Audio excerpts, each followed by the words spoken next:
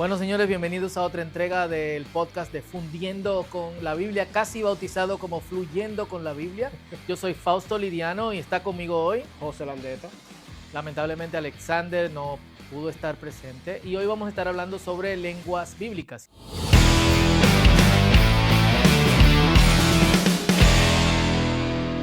Quiero arrancar con una pregunta personal, José. ¿Qué te animó a estudiar lenguas bíblicas? Bueno, en mi caso de manera personal, yo tenía el deseo de estudiar la Biblia lo más claramente posible, poder adentrarme. Y hubo un momento dado donde sentí como que leer solamente las traducciones sin ir al texto en su lengua original, como que me limitaba en ciertas cosas y al mismo tiempo me hacía depender de quizás de la interpretación de otros. Por ejemplo, uno muchas veces escucha a un predicador que dice desde un púlpito, hace referencia al griego, hace referencia al hebreo, pero ¿cómo yo puedo realmente validar eso? Bueno, necesito adentrarme en el estudio del hebreo, del griego, sobre todo que en el seminario yo estuve tomando clases con Chip Hardy en Antiguo Testamento, tú lo conoces, que el Buen tipo es amigo. una eminencia en temas de hebreo bíblico, y aunque él no me enseñó hebreo, pero sí como que algunos comentarios que él hacía, como que me animó y me hice la pregunta, ¿y por qué no? O sea, ¿qué me limita de poder estudiar la Biblia en sus lenguas originales? Y ahí fue que tomé la decisión y la verdad te puedo decir que es un trabajo un tanto arduo. Yo recuerdo que había alguien que decía, con el tema del estudio de la lengua bíblica no hay atajos, eso se toma su tiempo. Y es algo que por lo menos en mi experiencia como que no me puedo sentir como ya llegué, sino que siempre hay cosas que uno va aprendiendo con las investigaciones que se hacen y aún uno mismo estudiando el texto bíblico. Entonces, sí, yo creo que las lenguas bíblicas ayudan a uno estudiar el texto bíblico viendo las dinámicas de las lenguas originales, que muchas veces ese tipo de dinámica aún los autores bíblicos la usan de forma intencional Ujú. para comunicar el mensaje. Sí, en mi caso fue algo similar, pero como siempre he sido un lector, por lo menos hay épocas de mi vida donde leo más que otras, pero me llamaba mucho la atención que algunos autores solían decir, en muchos libros teológicos la gente primero dice, bueno, usó tal traducción, en caso de que se diga lo contrario, esta es la traducción Ujú. que uso, pero muchos de los autores que estaba empezando a leer y que eran autores que exploraban de manera más profunda el texto bíblico decían, en caso de que se diga lo contrario, estoy usando mi propia traducción. Y realmente en vez de emocionarme y decir, estos tipos son una eminencia, qué duro, yo decía, pero ¿qué me garantiza que que la Exacto, traducción que él está haciendo es realmente una buena traducción? Porque él exacto. no usa las traducciones que ya tenemos. Y me aventuré en cierto modo a iniciar con el estudio de las lenguas. No tuve éxito hasta que empecé con un propósito, que era trabajar en la traducción bíblica. En tu caso, ¿tú empezaste por griego o por hebreo? Por hebreo. Empecé por hebreo, iba a empezar por griego, pero cosas que pasan, que el Señor permite. Yo recuerdo que yo le escribí al mismo Chip y, mira, yo quisiera aprender hebreo, ¿qué tú me recomiendas? Yo pensaba que él me iba a recomendar un libro, pero ahí fue que él me pasó tu contacto. Ujú. Y ahí estuve en contacto contigo y se dio que tú ibas a empezar un curso de hebreo en ese momento y arrancamos con hebreo ahí. Simplemente fue la circunstancia que se dio. Luego de ahí entonces también en un seminario aquí en Santo Domingo dieron una clase de griego, yo la tomé como oyente y también eso me ayudó. Pero en el caso del griego, digamos, usé mucho los recursos de dosis diaria de griego. Una Ujú. página que tiene muy buenos recursos, aún hay clases disponibles gratis ahí, más libros que hay disponibles. Yo sí de lo que creo que en esta época uno tiene acceso a mucha información y si uno quiere aprender a hacer algo, pues uno encuentra de todo en Internet. Y con el tema de la lengua bíblica no es la excepción, aunque claro, tengo que decir que en inglés hay más recursos que en español, todavía al día de hoy. Claro, y por eso uno de los consejos que tú diste en nuestra primera entrega fue aprendan, Inglés. aprendan inglés. Que a veces, Y perdón, que a veces me pasa que uno a veces lee esos recursos que están en inglés, pero mi lengua materna es el español. Entonces hay cosas que uno toma y cosas que uno no toma y tú sabes, uno tiene que ver cómo lo hace. Y hablamos de lenguas bíblicas porque la mayoría sabe que la Biblia no se escribió en español, aunque algunos piensan que Reina fue que la escribió y Valera hizo su trabajo de enmendación, sino que se escribió el Antiguo Testamento en hebreo con algunos capítulos y unos tantos versículos en arameo y el Nuevo Testamento en griego, ambos en sus versiones que llamamos bíblicas, el hebreo bíblico y el griego bíblico o griego koiné, que era más o menos el griego, el dialecto común que se usaba. Koiné de hecho significa común. Y obviamente, si uno quiere profundizar en el texto bíblico, necesita tener una conexión con las lenguas bíblicas. Algunos lo hacen de manera instrumental, eso significa que solamente aprenden lo suficiente como para usar ciertos recursos exegéticos. Otros, como en el caso de José y en mi caso y el caso también de Alexander y David, que de hecho se está aventurando ahora en las lenguas bíblicas, que son los colaboradores de Fundiendo con la Biblia, hemos decidido, obviamente, yo por trabajo, José por trabajo y por cuestiones también ministeriales, otros por estudios, aventurarnos en el mundo de las lenguas bíblicas. Y queremos hablar con ustedes hoy de, quizás esto fue algo que debimos decir al principio, de cuál ha sido nuestra experiencia y por qué es importante estudiar las lenguas bíblicas. Y siempre a nosotros nos gusta empezar por lo personal. En tu caso, José, ¿cómo las lenguas bíblicas te han ayudado, ese conocimiento? No solamente en lo académico, o sea, hablemos de las dos, de tus dos facetas, como académico, como alguien que estudia el texto y promueve la difusión académica, pero también como alguien que se congrega en una congregación, en una comunidad de fe y también es parte, se involucra ministerialmente en esta congregación.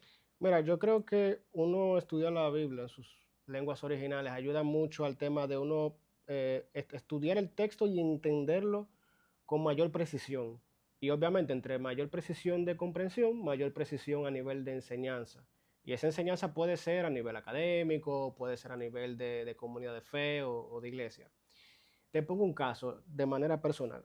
El texto, por ejemplo, de Juan 10:10, que es el texto donde Jesús habla de que yo he venido para que tengan vida y tengan vida en abundancia. Por alguna razón, cada vez que yo leí ese texto en español, el tengan, yo pensaba que era tengan ustedes, a quien Jesús estaba hablando directamente en ese momento. Pero haciendo la lectura de Juan completo en griego, que dicho sea de paso es uno de los primeros libros que uno lee en griego porque tiene un griego un poco más fácil, me doy cuenta que ese tengan es tercera persona del plural, es que ellos tengan. Y eso para mí fue como, o sea, yo nunca lo he visto de esa manera. ¿Y eso por qué? Porque no solamente las lenguas bíblicas tienen sus temas, también aún el español tiene sus temas. Por ejemplo, tengan, puede ser ustedes tengan o puede ser ellos tengan.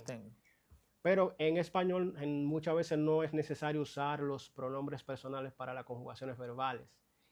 Y esa ambigüedad se puede crear en el texto y cuando yo leo esto, como que, oh, yo nunca lo había visto de esa manera. Y uno tiene como esos momentos que algunos llaman esos aha moments, de uno estudiar el texto bíblico, darse cuenta de ciertos detalles que uno no lo había visto así de esa manera, y eso permite que uno enseñe el texto de una manera más comprensible, y uno mismo, y esto es algo que yo he compartido con otros, cuando tú estudias lenguas bíblicas y lees la Biblia desde allí, eso te da más seguridad al momento de estudiar, y aún tú te puedes meter en ciertas discusiones de traducción, de conceptos, que de otra manera tú no puedes meterte. Simplemente tienes que aceptar lo que alguien diga, un comentario exegético, pero tú no tienes cómo realmente validar eso. Sí. Y en el caso ministerial, no, básicamente... te ayuda en tu día a día involucrado en la iglesia, preparando predicaciones, estudios. Sí, preparando predicaciones, sobre todo clases, que en mi contexto particular he tenido que más el chance de enseñar clases bíblicas a nivel de escuela bíblica, escuela dominical, e igualmente. Por ejemplo, en una ocasión, un día yo enseñando acerca de Génesis, otro ejemplo, es el tema de cómo a veces se entiende el llamado de Dios de sojuzgar la tierra, y hay ciertas corrientes evangélicas que entienden que ese llamado solamente fue al hombre varón, porque Ujú. hay traducciones que hablan del hombre. Pero de nuevo, en español hombre puede ser el varón y la mujer. O Eh, sea, una persona, exacto, pero realmente. exactamente. Pero el punto es que en hebreo, por ejemplo, hay la distinción del ish, que es el hombre varón, y el Adam, que es como la humanidad, es más inclusivo. Ujú.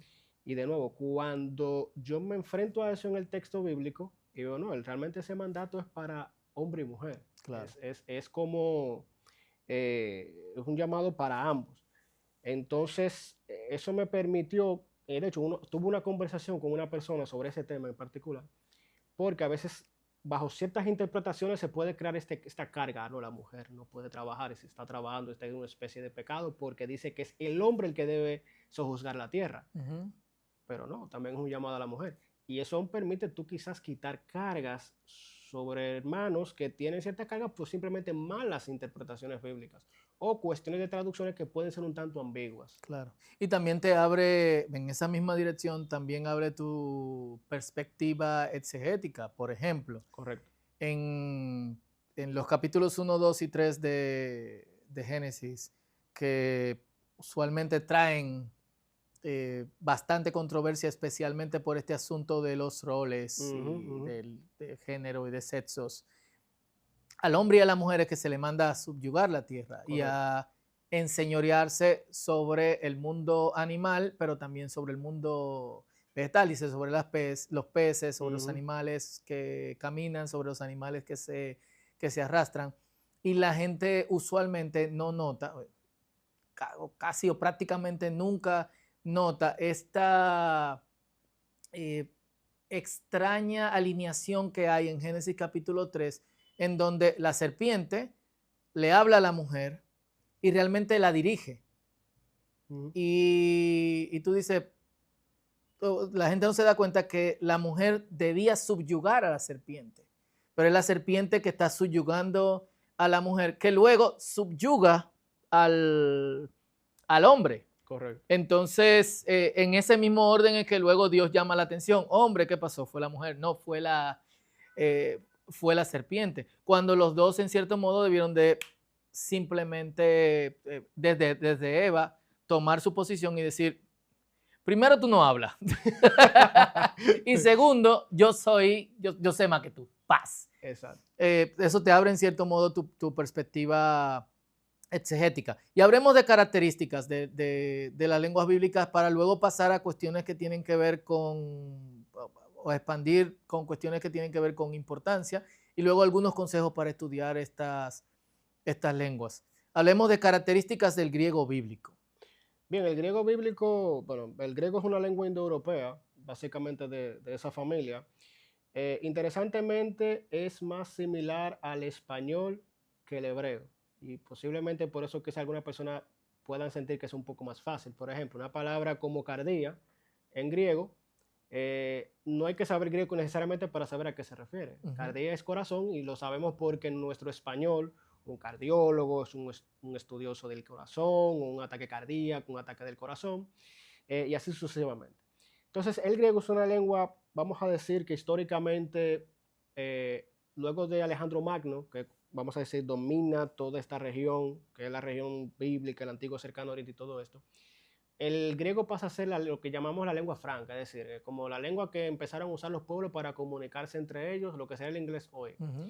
Y eso fue así hasta muchos siglos después, aún luego de la dominación romana siguió siendo este griego. Entonces, el griego básicamente es una lengua que, eh, como mencioné, se parece un poco más al español que al hebreo, pero aparte de eso también es una lengua que tiene en sus propios verbos, por ejemplo, tiene, digamos, toda la información que se requiere en cuanto a el verbo, la persona, el tiempo y también El el aspecto. aspecto verbal, etcétera, que no necesariamente necesita el pronombre personal para, para conjugarse. Algo similar a lo que pasa en español, pero diferente, por ejemplo, a lo que pasa en inglés. claro. Digamos que una lengua mucho más sofisticada verbalmente, Correcto. aunque las lenguas con el tiempo pasan a simplificarse. Otra de las cosas que tiene el griego bíblico es que es otro alfabeto, obviamente un alfabeto también mucho más cercano eh, al español. En el caso del hebreo bíblico, es también otro alfabeto, se escribe de derecha a izquierda. El hebreo bíblico no porque haya sido así en la realidad, sino porque el cuerpo que nosotros tenemos solamente contiene estas palabras, tiene un thesaurus, un vocabulario de unas 7000 palabras y sus combinaciones. O sea que básicamente el vocabulario que hay que aprender es mínimo. Lo mismo pasa con el griego bíblico. En el caso del arameo, si tú puedes explicar un poquito más. Sí, el arameo bíblico es una lengua, vamos a decir, familia del hebreo, porque ambas son lenguas semíticas y también usan el mismo, digamos, los mismos caracteres que el hebreo bíblico. Similarmente se lee de derecha a izquierda. Tiene ciertas diferencias, por ejemplo, en el caso del arameo bíblico no se usa lo que en hebreo se llama el vayictol, o sea, esta conjugación verbal para darle continuación a una narrativa, sino Ujú. que tiene ciertas palabras que le dan esa continuación. Fue una lengua que originalmente fue de los arameos, que fue un pueblo semita vecino de Israel, pudiéramos decir, y de hecho, el arameo, lo que llamamos los caracteres arameos cuadrados, son los caracteres que toman los israelitas en el exilio babilónico y lo adaptan al hebreo. Porque algo que hay que decir es que antes de esto, los caracteres hebreos eran lo que llamamos el paleohebreo, que eran otros caracteres. Pero el texto bíblico que nos llegó del Antiguo Testamento o Biblia hebrea ya son manuscritos usando los caracteres arameos cuadrados. Claro. Los caracteres del paleohebreo son muy similares al fenicio y de hecho hay toda una Correcto. conversación ahora mismo con respecto a cuál realmente fue el primer alfabeto y en el mundo académico está la competencia entre el hebreo y el fenicio. En el colegio desde pequeños enseñaron los fenicios inventaron el alfabeto. Bueno, eso está en discusión ahora mismo. Y por más que nosotros tengamos traducciones y son muy buenas traducciones, una de las Correcto. razones por las cuales yo personalmente aconsejo que en prédicas no se use nuestras traducciones dice así, pero el griego dice o el hebreo dice, es porque disminuimos digamos que ponemos a las traducciones en un papel complicado, en una relación complicada con la gente. Y lo que la gente usa comúnmente son traducciones. En el momento en que constantemente en una prédica uno va diciendo, el griego dice o el hebreo dice, aunque nuestra traducción dice, la gente va poco a poco tomando a menos sus, sus traducciones. Obviamente las traducciones tienen limitaciones, pero en muchos casos también y esta es la segunda razón por la cual lo digo, la gente que hace este tipo de aseveraciones y de afirmaciones no conoce las lenguas bíblicas. Porque uno de los aspectos de las lenguas bíblicas, que es un aspecto de prácticamente todas las lenguas, es que las palabras son polisémicas, Correcto. especialmente palabras que tienen que ver con la interioridad, y es algo que la gente no se da cuenta. O sea, hay toda una discusión detrás de nefesh, significando solamente vida, no significa alma, no significa... Pero nefesh tiene un rango semántico, es decir, un rango de significado tan amplio que es imposible determinar si es vida, si es alma, si es garganta o cuello, que son partes de su significado, sin el contexto. Entonces, nuestras traducciones juegan un papel importante, pero la verdad es que como las traducciones son un producto literario, en ocasiones se toman decisiones que son más bien estilísticas y no son desacertadas necesariamente, que impiden que haya una buena exégesis del texto bíblico.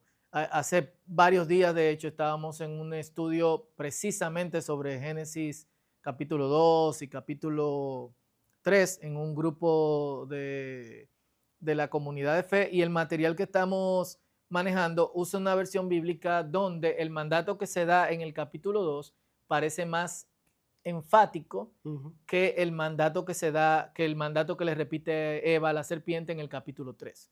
Entonces en el capítulo 2 dice, el día que lo coman, definitivamente morirán. Y el capítulo 3 dice, porque morirán.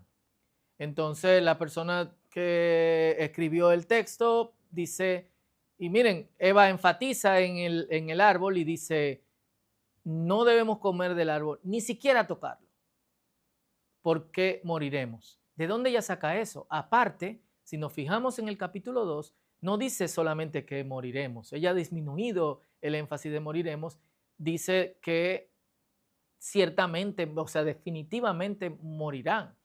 Ya notan la diferencia en la forma en que lo ha dicho Eva. Pero la construcción que se usa, que es la combinación del infinitivo con una forma del verbo para muriendo acentuar, morirán, básicamente. Muriendo morirán, es la misma en el capítulo 2 y en el capítulo 3. Yo fui inmediatamente al hebreo porque me pareció extraño y se está tomando una decisión exegética a partir de eso.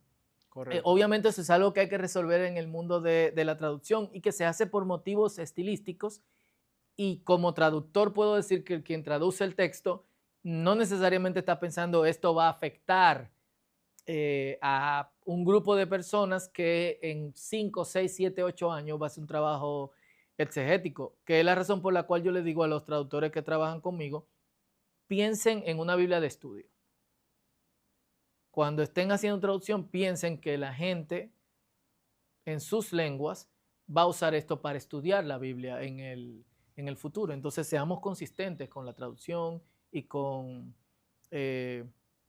lo que hacemos. O sea, hay una importancia en las lenguas bíblicas y el trabajo exegético por las limitaciones que las traducciones tienen en ese sentido. ¿Qué otras limitaciones tú ves para quien quiere profundizar en las escrituras si no tiene un conocimiento de las lenguas bíblicas? Bueno, antes de ir a esa pregunta, sí quería comentar algo respecto a algo que tú decías, de no menospreciar las traducciones. A mí me ha pasado que en mi experiencia estudiando las lenguas bíblicas, estudiando la Biblia en sus lenguas originales, realmente yo he aprendido a apreciar más las traducciones, porque a veces me he topado con ciertas construcciones en hebreo, en griego, que yo digo, uy, por más mente que le doy, no le llego, fundo totalmente. Y yo voy a otras traducciones y es como que, wow, mira, como que me arroja luz esta traducción respecto a lo que el texto dice. Entonces, yo creo que el uno meterse en este mundo creo que nos debe llevar a apreciar más el trabajo de los traductores Por bíblicos. supuesto que sí. Y aún las traducciones que tenemos a mano. Sobre todo en español, donde tenemos una diversidad de traducciones que no necesariamente cada lengua tiene esa facilidad. Y lo otro, cuando tú hablabas del tema de la polisemia, a mí me gusta explicarlo cuando estoy enseñando hebreo de la siguiente manera. Si yo te pregunto a ti, ¿qué significa la palabra banco? Probablemente tú vas a pensar en la entidad financiera, ¿verdad? Pero si yo te digo a ti, mira, los bancos del parque, de la pradera, están como sucios.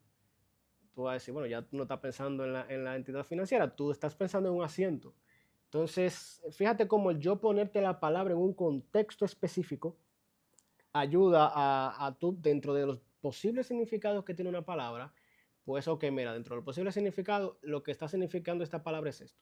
Lo que pasa es que en español para nosotros es muy natural. Pero cuando ya tú te metes a estudiar un texto de otra lengua, entonces es algo que tú lo haces de manera un poco más consciente y más concienzuda. Entonces ahora, la pregunta que tú hiciste, ¿cuál fue? Aparte de ayudarnos en exégesis, ¿qué otras utilidades tiene la lengua bíblica para el estudio, las lenguas bíblicas para el estudio bíblico?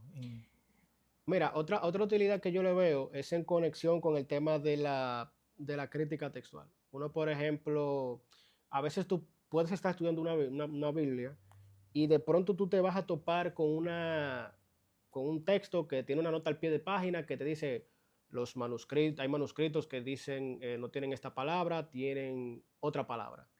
Tú dices, ¿qué es esto? O sea, cuando tú te metes también con el estudio de la crítica textual, que ya cuando tú estás en crítica textual tienes que conocer de estas lenguas bíblicas porque las palabras que pueden ser variantes son palabras en la lengua original. Y eso te ayuda a ti a entender, ok, mira, quizás la diferencia entre los manuscritos respecto a esta palabra en cuestión tiene que ver porque las palabras son similares o tienen caracteres que son similares. Tú te puedes topar en la Biblia hebrea, por ejemplo, con palabras que quizás en vez de una resh tienen una dalet, que en hebreo son dos consonantes que son muy similares en la forma de escritura, y eso ya te forma dos palabras distintas. Pero de nuevo, para tú saber eso, para tú darte cuenta y entender qué es lo que está pasando ahí, tú tienes que conocer el tema de la lengua que estás estudiando. Eso es por un lado. Por otro lado también, no solamente a nivel de variantes textuales, sino también aún con temas de significado. Hay traducciones que te pueden tomar una decisión respecto a la traducción de una palabra de hebreo, de griego al español, por diferentes motivos.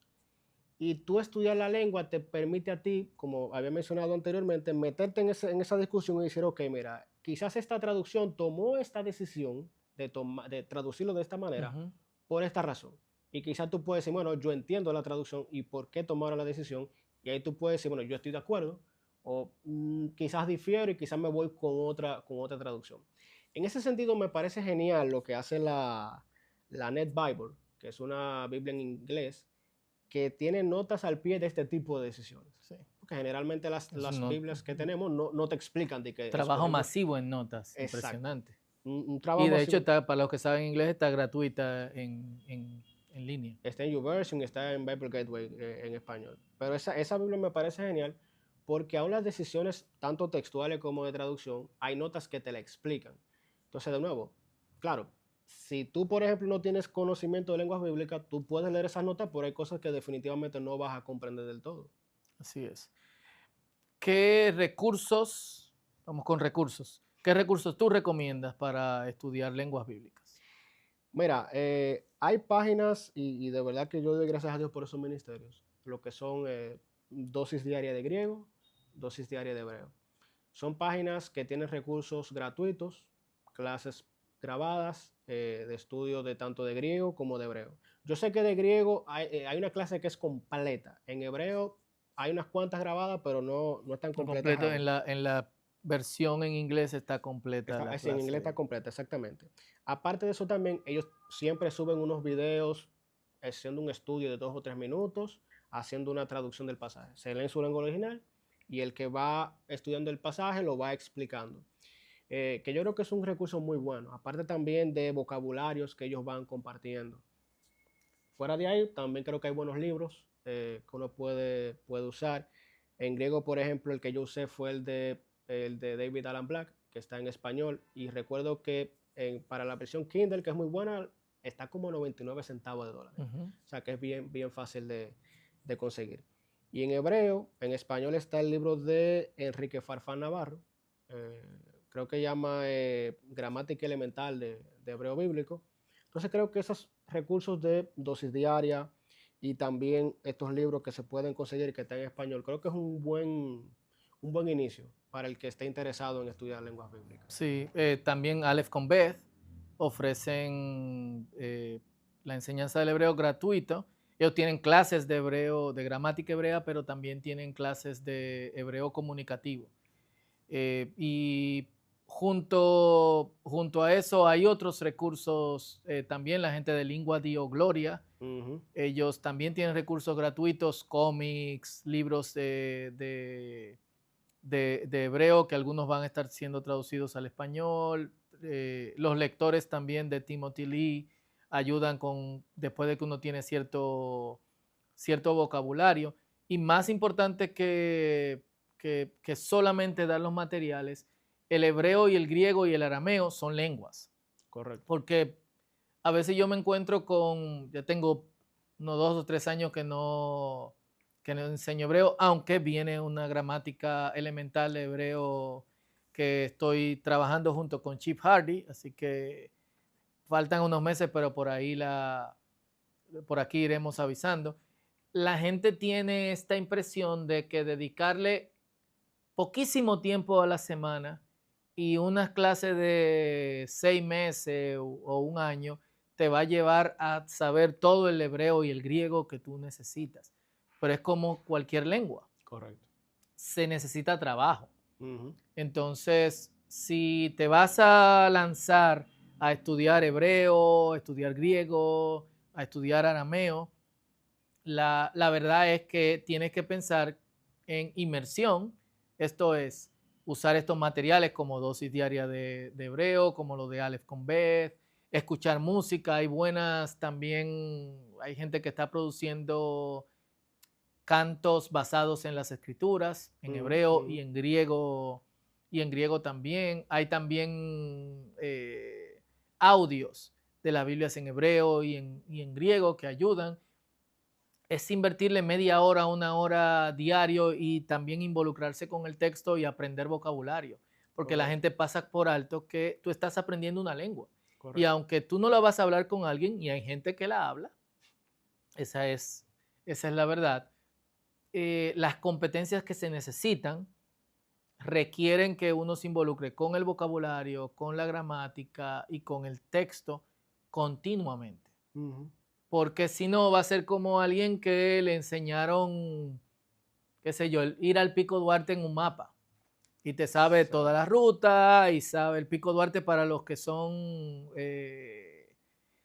no dominicanos, es la, la montaña más alta De que este país y hay del de Caribe. este país y del Caribe. Entonces, digamos que tú quieres ir a la punta de un volcán o al Pico Duarte o cualquier otro, pero tú lo estás aprendiendo en un mapa, te aprendes todas las rutas, sabes todo lo que tú necesitas, cómo llegar, qué hacer en ciertas condiciones y te lanzan hacia el Pico Duarte solo.